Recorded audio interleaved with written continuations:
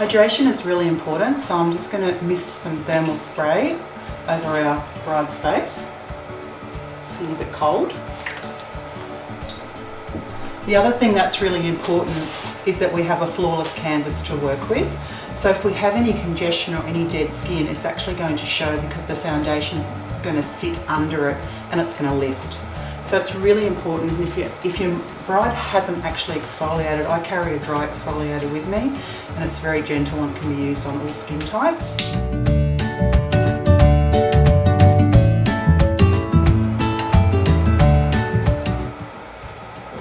When I start a makeup look, I always start with the eyes first, and the reason that I do that is because in camera you'll be able to pick up if there's any fallout underneath. Even if you put a powder there and clear it away, the actual HD lenses these days will pick up everything. So that the eye makeup lasts all day, the first thing I'm going to do is I'm going to put down a paint pot. The one that I'm using is Soft Ochre from MAC, and that actually will stop the eyeshadow from creasing and it won't budge.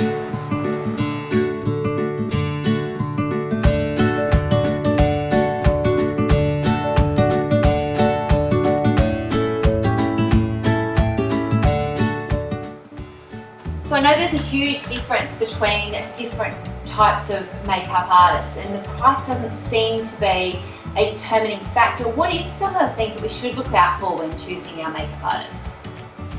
The biggest thing that I say to brides is always ask about their experience. Is it relevant? Ask to look at their photos, see their before and afters, ask to look at their testimonials. Do they have a website, a Facebook page, social media? Find out if they've actually got insurances, whether they are a serious going concern and they've actually got insurances that cover you and cover them. That's quality of the kit is another thing that I look at too.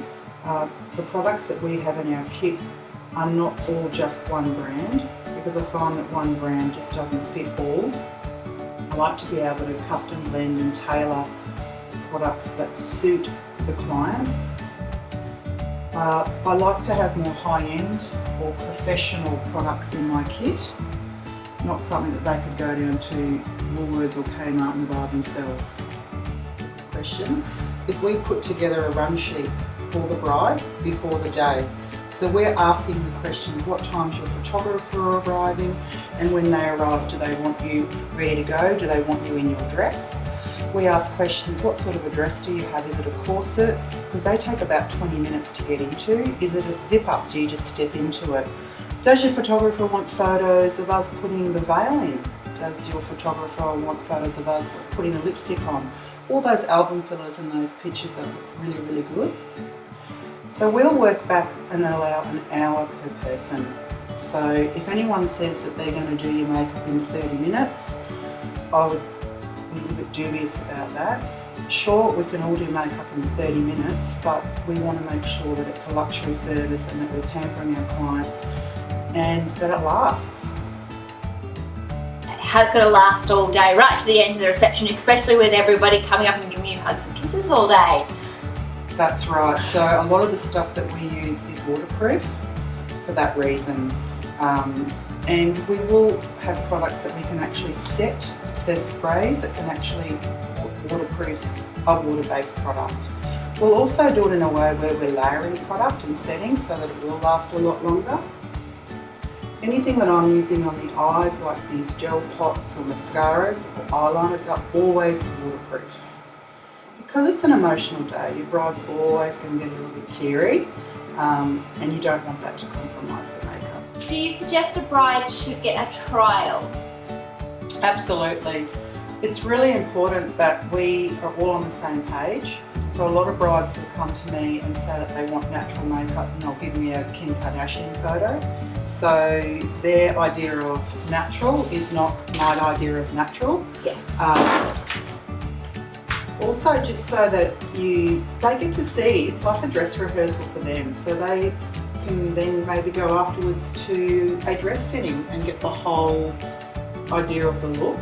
So we always want to do a hair and makeup trial on the bride The other thing is that you can invite the whole bridal party along at the same time, and you could do it on a hen's night, and then everybody gets glammed up for the hen's night.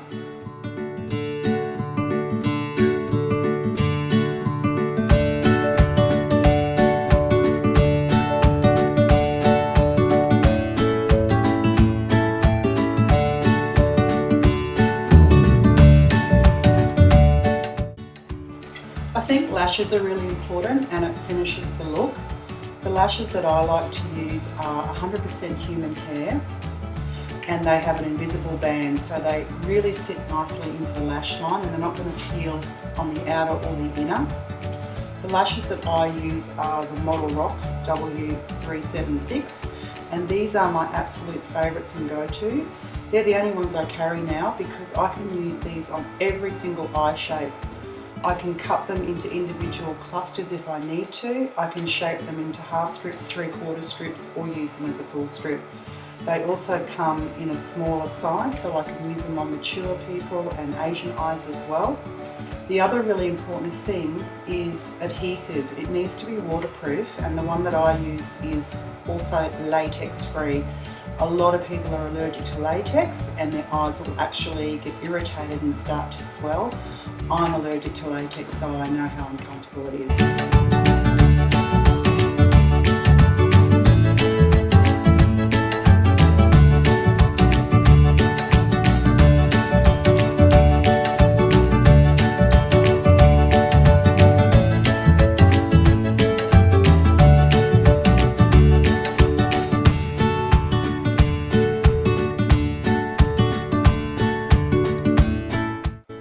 So I've noticed that you've chosen to use airbrushing today. Is there a reason when you choose one over the other? So at the moment it's winter, it's 19 degrees outside, it's a beautiful sunny day, and it's just going to look flawless because the weather conditions are fantastic for airbrush makeup.